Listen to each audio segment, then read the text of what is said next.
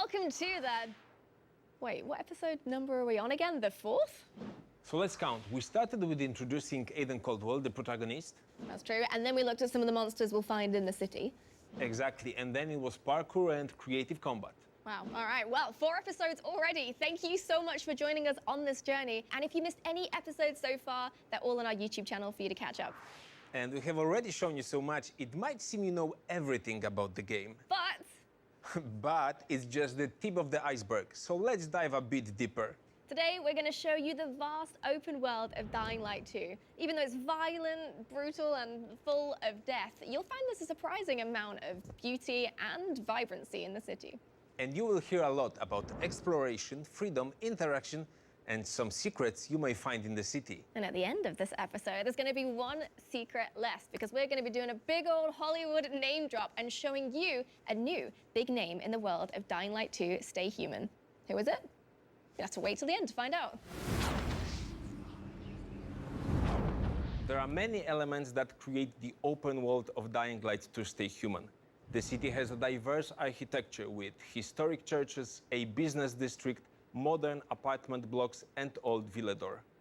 It is full of immersive sounds that fill the streets, and there are plenty of characters that you will meet along the way. But it's impossible to talk about all of this at once. So let's start with the places that you will visit and explore during your journey. And for that, I have my next guests, Katarzyna Zielińska, Senior Concept Artist, and Bartosz Januszkiewicz, Lead 3D Artist.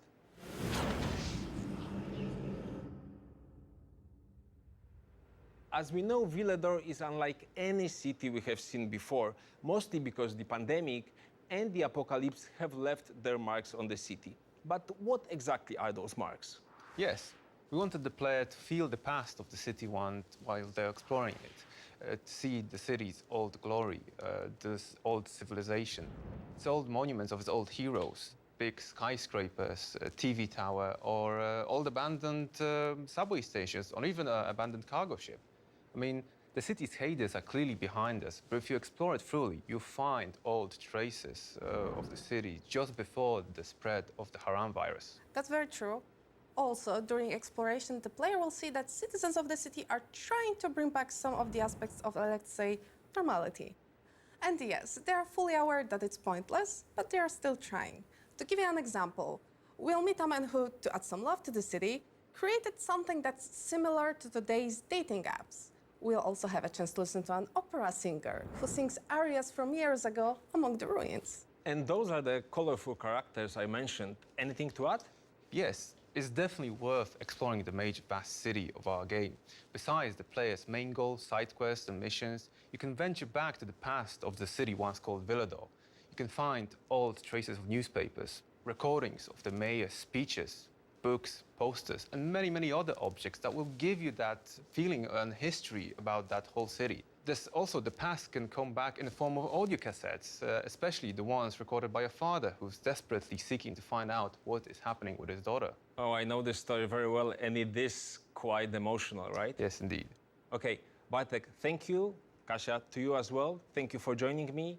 Of course, we have just scratched the surface of what's there in the game, but we will let you to discover it by yourself. Speaking of exploration, you can't jump into the city just yet, but you can start by exploring the very place where everything began, Haran from Dying Light 1, and much more, as the Platinum Edition of Dying Light is coming this year to Nintendo Switch on October the 19th. And yes, you can already pre-order it. You can find more details on our website, switch.dyinglightgame.com, so check it out after the episode. All right, back to Villador. We've glimpsed its past, we've seen its present, but what about the future of the city? Here to talk to us about that today is Tom Jabot, the world director of Dying Light 2. Hello, it's good to see you again. So, can we do more than simply explore the city? Yeah, much more. You see, when you first arrive in the city, you discover a decaying metropolis whose past glory you can really just imagine. And if you ask me, there's already beauty in that. But you know what's even more beautiful than a dying city? Seeing it come back to life? Exactly. In the first moments of the game, when Aidan makes it through the wall, the infrastructures are decaying, falling apart, or destroyed. But some are just dormant, waiting to be revived. So, for example, we have several electrical stations throughout the city, and of course, these have been offline for ages. But if you choose to do so, you can attempt to fix them. And if you succeed, it's a real game changer.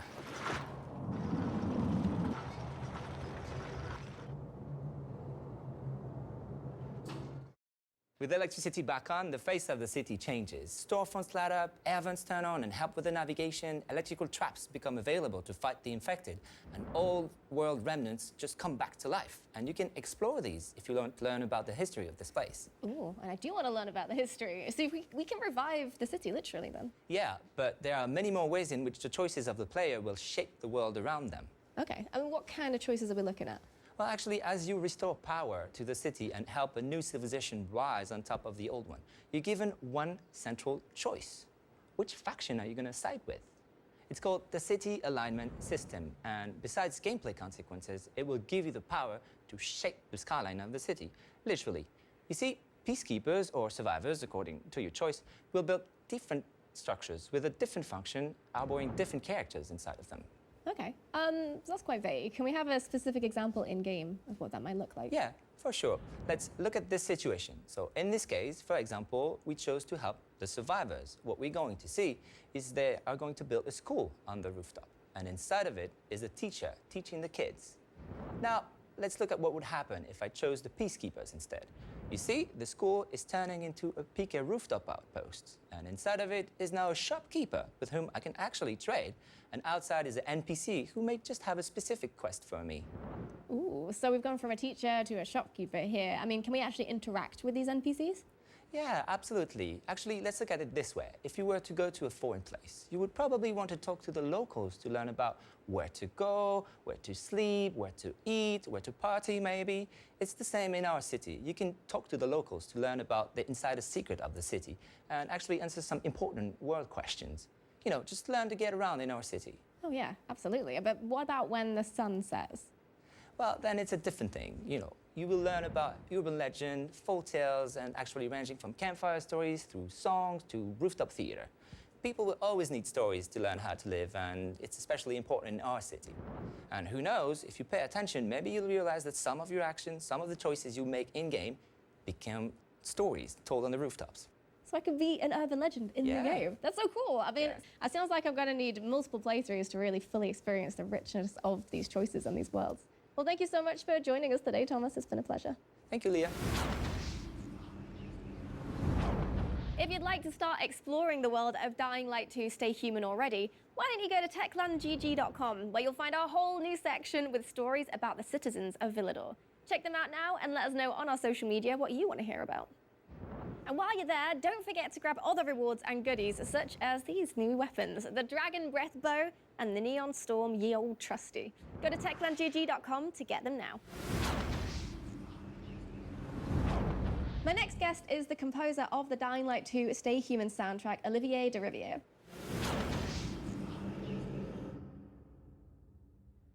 I want to talk about what the main inspiration for the soundtrack was then. The main inspiration came from the creative director, who gave me one word: broken. So that was very inspiring because it's a strong word, and we wanted to spread that idea through the city, the main characters, the story, everywhere. Not only through the story, actually, but also through the gameplay. So every actions, everything you're doing is supported by music. Okay, that's a pretty strong main theme. Does that change depending on who we're talking to or what we're doing? Yeah, definitely. What we wanted to do is to have something that will be impactful for players, that they'll be recognized. So, for instance, you have factions in this game.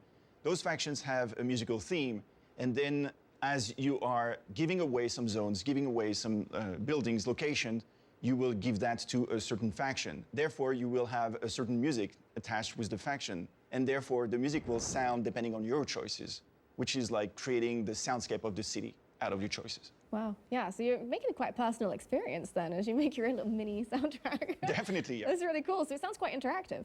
It is very interactive. Let's take like, throughout all the gameplay mechanics we have, there is parkour, of course. And the idea is like on the ground level, there is like death, there is nothing. And so we didn't want to have music there. But on the rooftop, where life is back, we wanted to have a sense of freedom. So parkour happens there. And you have the music at first. If you just run what happens is like the music is just a soundscape, something that's, you know, it's not big. But the more moves you do, the more crazy stuff you're doing, jump over the, you know, the building, the walls and everything, the bigger the music, to such an extent that at some point the music kicks into a flow, parkour flow. And now you don't even want to stop parkouring because the music is pushing you to do that. So, Yeah. That sounds really like rewarding. It is very rewarding. Making your own little awesome soundtrack as you go. What about the combat then? Is that the same? Yeah, the combat has the same treatment of being interactive. So you would have to meet, you know, any enemy with a special melody, a special theme. But mostly it's about your actions. So if you go and fight and decide to be very, very blunt, the music will react to this, as well as, you know, if you kill somebody, if you get away, like running away from the enemy, and everything is supported by the music. Okay, all right. I mean, that sounds really intense. There's a lot going on. It sounds like the kind of thing we need to be able to see and hear together to truly appreciate. So why not take a look?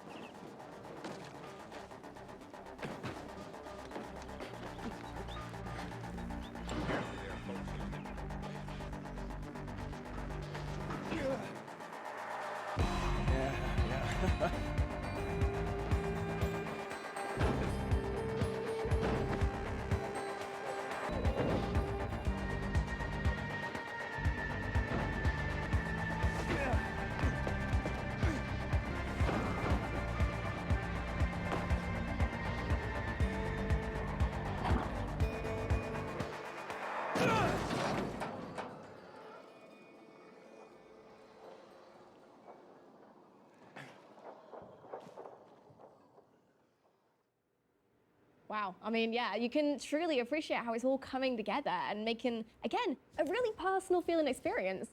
But does that kind of change depending on where we are in the map, like what location we're in? Right, it definitely changes depending where you are in the game. So when you start the game, the music would be sort of like soundscape moody, some little things, you know, we don't want to be too big. But as the player goes and as you understand more of the story, as you getting more empowered, the music grows and grows and grows to such an extent that at some point the music get a new treatment and an orchestra is now supporting your actions and the story. Yes, so now it's the next level for the music. But, you know, however, what we wanted to support as well is the personal story of Aiden. And for that, we wanted to have a very special sound, very special instrument that will make the sort of like emotional. Okay, well, I mean, I really, really want to know more about this, but I am going to have to stop you there, unfortunately, because we need some secrets for next time, of course. Well, thank you so much for joining us, Olivier. It's been a pleasure, and I can't wait to hear the soundtrack. Thank you. None of the things that we are talking about here today would be possible without the work of sound-level designers, such as Edyta Mosińska-Duralska, who makes it all work in the game.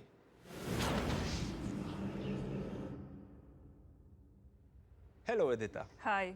We are kind of mediators, I think, between the composer, Olivier, and the game. We implemented his music and vision into Dying Light 2, making sure that it all works as it's supposed to. Like, for example, since we have so many teams, the soundtrack must switch to another system whenever player wanders off the main plot. Whether they fight walls, search for Mia, parkour, or enter Dark Zone, we see to it that the music gets all the changes and details in exactly those moments Olivier imagined. And we know that music changes when you parkour, fight, or enter locations, right? Yeah, sure. But how exactly does it work? So every system works a little bit different, but in fact, it all comes down to creating special zones, scripting, and level design. And we had to set up all of this manually. For example, the music needs to know if the player is parkouring in a dangerous or safe place, if they are jumping over the street, what kind of enemy they are fighting, what's the enemy's faction and rank, and so on, so on, so on. And the music knows it's all mostly thanks to special invisible zones that we add inside the game. Okay, invisible zones, this sounds intriguing. So what are they and how many of them are there in the game? Oh, there's so many of them, I guess millions, probably. They are, let's say, boxes triggering when the player enters them. Whenever that happens, they tell the music that it needs to change. But, you know, that's the easy part. The hard one is to set up them properly and fit them into geometry of the world, so they send right message at the right moment. I think that the windmill was really challenging in that matter. And why was it so? So as the player climbs the windmill, the music changes depending on the height Okay, they're at. but let me assure you that players will hear the amazing music and sounds that you have put into the game. Thank you, Edita. Thank you. If you thought the Dying Light's Who soundtrack couldn't get any more impressive, then we have something else to show you. It was played by none other than the London Contemporary Orchestra in the world-famous Abbey Road studios. Check this out.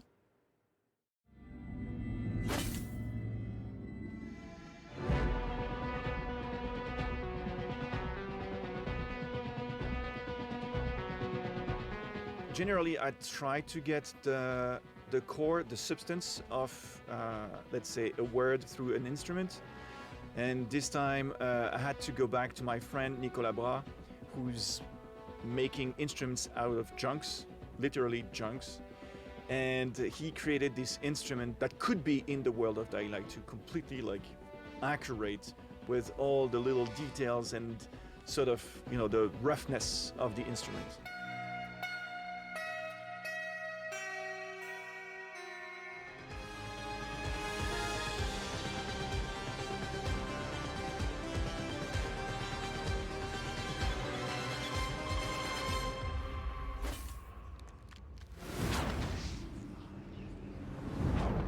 Now it's time for something special. We already know Aiden, the protagonist of Dying Light 2 Stay Human. And Hakon, who in our game has the face of David Bell, the inventor of parkour. David Bell! Now let's meet another important citizen. Yeah, and that's the perfect time to show you the surprise we have saved for last. You may know her from the Mandalorian series. Or from the famous Sin City. So without further ado, Meet Lawan.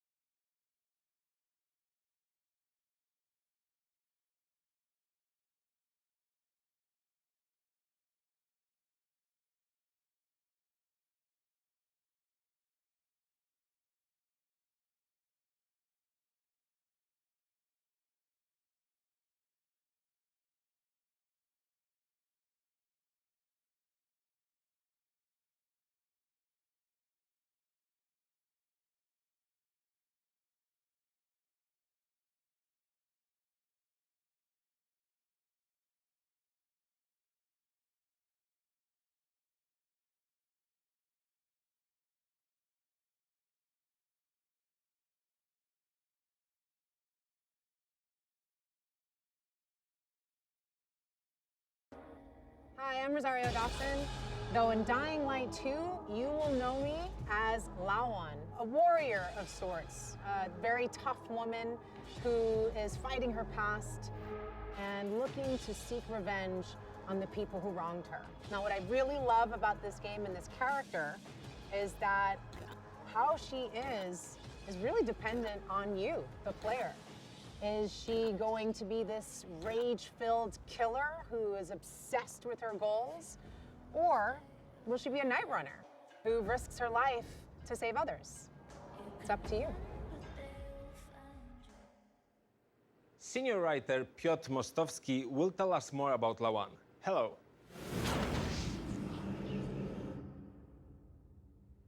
So let's talk about Lawan. Lawan is one of the strong, self-reliant women in the world of Dying Light to Stay Human. She is an important character with a lot of impact on the plot, but we also wanted her to be way more than that, to be a real person with her own goals, her own motivations, and her own opinions as well. So if she doesn't like something you do or something you say, she will tell you that, and she will act on it, you know, sometimes even against you, and you will feel the consequences of it. She is her own boss, and her kill list is open, so you don't want to end up on it. She has a kill list. No, no, she doesn't. I need to know more about that. Guys, let's stop here because that's a spoiler. Peter, tell us more. Why did we choose Rosario to become Lawan? Because Lawan is uncompromising and she's tough, and you are going to have a lot of crazy adventures with her, sometimes balancing on the verge of life and death, you know. And in the process, she can become your dearest friend or your enemy at some point. So in order to convey all that, because there is quite a lot to convey, we needed an extraordinary actor, and Rosario turned out to be just perfect, you know. And I cannot wait to meet her in game. Thank you so much for joining us today. Thank you. Thanks. Thanks. Dying Light 2 Stay Human is just a few months away, and on February the 4th, we'll finally be able to experience its vast and vibrant open world, complex characters, and gripping stories. Thank you for joining us today. Next time, we'll show you what choices you might encounter in the city and the ways in which you can change the world. Stay safe. Stay human.